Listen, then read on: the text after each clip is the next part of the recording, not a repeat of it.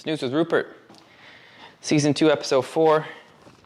Wow. This chair, I'm serious, I have no choice but to sit on this chair, okay?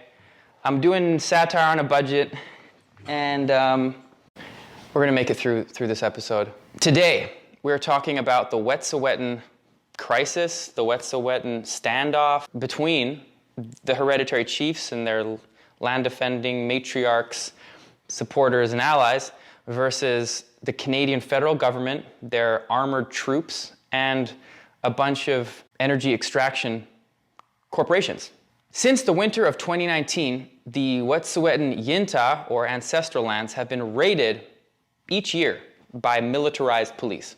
And they do it with an emergency response team who are basically like SWAT. And as you can imagine, like a lot of Canadian things, it's just a copy of something American done worse. In their recent operation, which occurred on November 18th and 19th of 2021, these so-called experts forgot two items from their already bloated budget equipment list back at the precinct, namely an axe and a chainsaw. So they used the land defenders' property to break down their door, and then they pointed rifles in their faces and arrested them. Why did they do this? I mean, you might wonder, well, why is this massive show of weapons and force happening? Are these people a cartel? Are they planning to blow up Parliament? No, they're unarmed, peaceful, Indigenous people protecting their home territory against expansion of a pipeline. That's what they're doing. Well, they broke an injunction. Injunctions are the perfect example of a corporation turning to the government for help, in this case, in the form of militarized police enforcement when their project is faced with grassroots opposition. This is nothing new for the Wet'suwet'en people, who have helped stop the construction of several pipelines from going forward, most notably the Northern Gateway, which was officially dumped by the Trudeau government in 2016 after heavy resistance. In order to understand what's going on today, we need to define a few items. So here it is, your Wet'suwet'en starter pack. First thing we're going to need is an unconsented pipeline. Cue the Coastal GasLink pipeline, a 670-kilometer mega project carrying fracked gas from Dawson Creek to a $40 billion facility in Gidimt'en, BC. I know, I just said Dawson Creek. Usually I would cut to a YouTube video that I downloaded, and just try to make you guys laugh. But I'm trying to switch it up and not rely on media references to be funny. I mean, why give an Oscar to a movie you can't even sit through? According to the Pembina Institute, the total carbon footprint of this liquid natural gas facility would be 8.6 million tons by 2030. It must weigh a lot. This would guarantee the failure of reaching BC's already subpar climate goals. In terms of climate goals in BC, it's kind of like, when you set goals for yourself in the morning. I'm going to wake up at 6 a.m. and do all these things, but then you push it to 8, and then you end up going to bed at 2 and waking up at 11, and you just don't achieve any of the goals. It's like that, except with environmental destruction, species extinction, and racism against Indigenous people. Now, liquid natural gas, or LNG, is a cleaner type of fossil fuel when burned, but the process to get it involves hydraulic fracturing, or fracking, which can pollute groundwater and releases methane into the air. It's banned in several American states, some countries like Scotland. The process itself is harmful, and the proposed route of this pipeline, which would cross hundreds of salmon-bearing streams, including at-risk ecosystems home to caribou and grizzly bear. Which brings us to our second piece of the starter kit, the Wet'suwet'en River, a sacred headwater inseparable from the Wet'suwet'en people and territory. Most folks know of this as the Morris River, which in and of itself is an indicator of how we still think in such a colonial way. How is it that a river, which has existed for thousands of years and has a name given to it by the people of the land in their own language, gets named after an oblate Catholic priest who showed up in the area sometime in the 19th century? Canada, of course, is covered in colonial names that erase the pre-existing ones, which show our arrogance as a country. Did you know there's a provincial park on Vancouver Island called Englishman River Falls?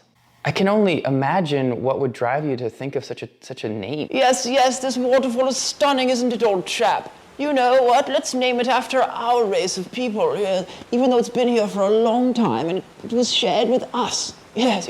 Englishman River Falls, a good ring to it. Not even English woman, just man. Great name. Let's have a skinny dip then. Anyways, the Wet'suwet'en remains an untainted, clean water source. It's a rare thing these days, and the Trans-Canada Energy Company is planning to drill underneath it. Pipelines break. Errors happen. Rivers get polluted. And this is not something the clans of the Wet'suwet'en people are going to allow to happen. Just imagine if someone asked you if you wanted 30 jobs for some amount of time for your community, or a pristine river which will feed you and future generations for an infinite amount of time. Bringing us to number 3 in this starter pack, the Unisto'ot'en Camp. Established in 2009 as a checkpoint for entering the territory, it is now a fully functioning action camp which includes living quarters, a healing center, a traditional pit house, a permaculture garden, and bunkhouses for visitors. In December of 2018, the BC Supreme Court granted an injunction to Coastal GasLink prohibiting anyone from blocking construction roadways. Unisto'ot'en Camp refused to take down their associated checkpoint, and their neighboring clan, the Gidimt'en, established a new second checkpoint. On January 9th of 2019, the Gidimt'en checkpoint was raided and dismantled by heavily armed RCMP, and over 14 arrests were made. Their list of equipment and technology used in the raid included drones, low-flying helicopters, heat-sensing cameras, and jet boats. Very expensive for taxpayers.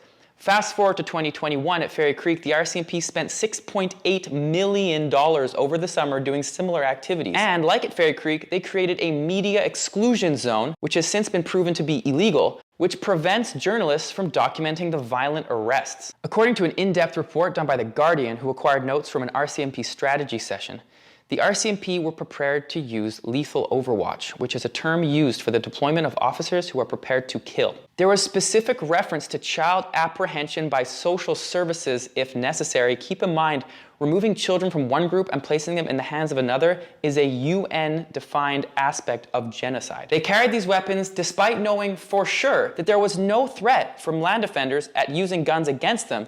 These conclusions came from their own surveillance reports. Solidarity marches were held in 30 cities across the world in support of the Wet'suwet'en, voicing outrage at police violence and opposition to the pipeline. But here's where it gets confusing. As some Wet'suwet'en chiefs are in favor of the pipeline and not all members of the community are in alliance with the land defenders.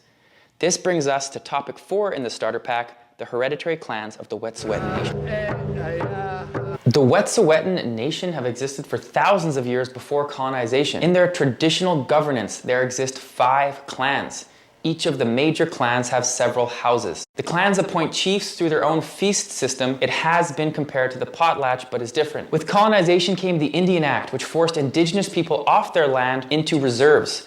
These reserves were given names and had their own ban system imposed on them by the Canadian government, and therefore do not have a final say in big decisions affecting the entire traditional territory. To make it more confusing, one of the bans is literally called the Wet'suwet'en First Nation, and they approve the pipeline. So, the average Canadian hears that the Wet'suwet'en First Nation approves the pipeline, and they're like, okay, what's the big deal? What are all these radical activists doing?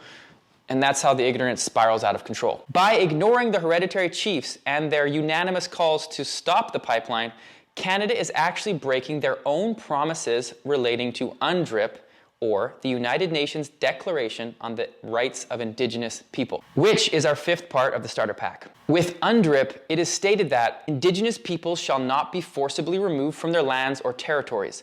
No relocation shall take place without the free, prior, and informed consent. This brings us to the 6th piece of the starter kit, a Supreme Court of Canada ruling from 1997 called the Delgamuukw decision. In that case, the Wet'suwet'en, along with their neighboring clan, the Gidimt'en, were fed up with unconsented clear-cutting of their territory. They argued that they had never surrendered their title rights and therefore had ownership and governance of their own territory. Delgamuukw, also known as Earl Muldon, is an 84-year-old elder now, but was one of the several plaintiffs. They lost the first case in the provincial courts of BC in 1991, but appealed the decision and then got all the way to the Canadian Supreme Court, where a victory was won. During the first case, which took 3 years, over 60 witnesses took to the stand speaking in their ancestral languages. They had the help of translators. They told oral histories as evidence about their historical relationship with the land.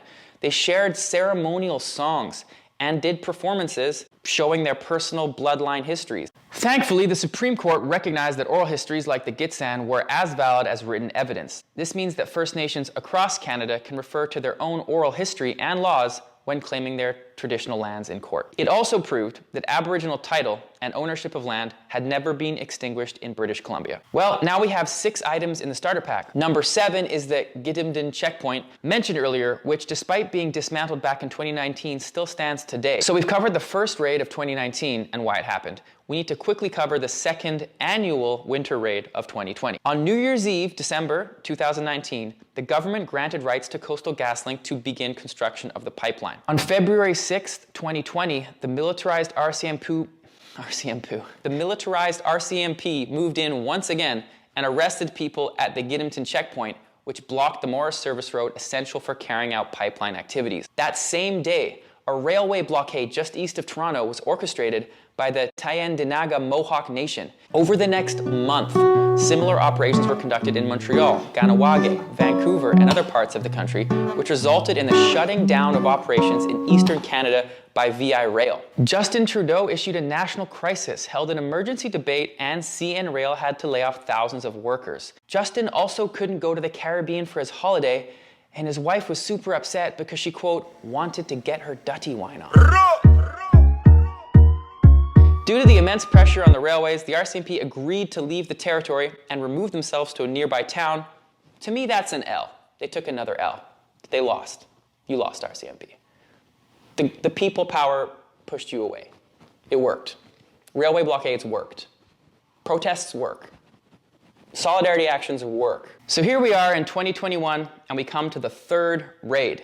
This time, a 50-day blockade was set up preventing access to the Yintah.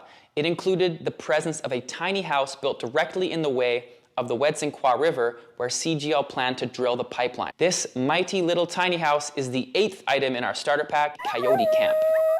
One person of note, Gidimt'en checkpoint media spokesperson Sleydo, also goes by Molly Wickham, resided in this space and conducted operations until her arrest by the RCMP, along with other Indigenous land defenders and 2 journalists. These 2 journalists were placed into jail, which sent outrage across Canada as it was such an obvious breach of press freedom. Much like in 2020, CGL had served an injunction to the land defenders who had responded with an eviction notice. Only a few Coastal GasLink employees left. 10 hours after the notice, the land defenders dug up the Morris River Forest Service Road with an excavator, closing the only road access to 2 work camps housing more than 500 people. Let's look at some footage from the Yintah films to see what happened when CGL approached the checkpoint with their injunction. We have a Supreme Court injunction, BC. That right there was Mohawk hip-hop artist JOC, who was also present at the 2020 rail blockades. And this photo was taken by Amber Bracken, one of the journalists arrested at gunpoint by federal troops. As of December 20th, 2021, Coyote Camp has been retaken, and land defenders are not backing down. All across social media platforms, their message is clear. This pipeline will not be built. They will always protect their culture and their way of life. Special note must be made of matriarch and chief Freda Huson. She has been living full-time at the Unisto'ot'en Camp since 2009. She is also featured in the film Invasion, which is available on the Unisto'ot'en Camp YouTube channel. You can support Freda and other Indigenous land defenders in several ways. Just go to www.Unisto'ot'en.com and follow the links there. And here are some important Instagram accounts to follow. Unisto'ot'en Access, Wet'suwet'en Checkpoint, Unisto'ot'en Camp, and luuhl'um'hetxwit Media, who are from Gidimt'en Nation. They have some hilarious satire videos featuring Gold Commander.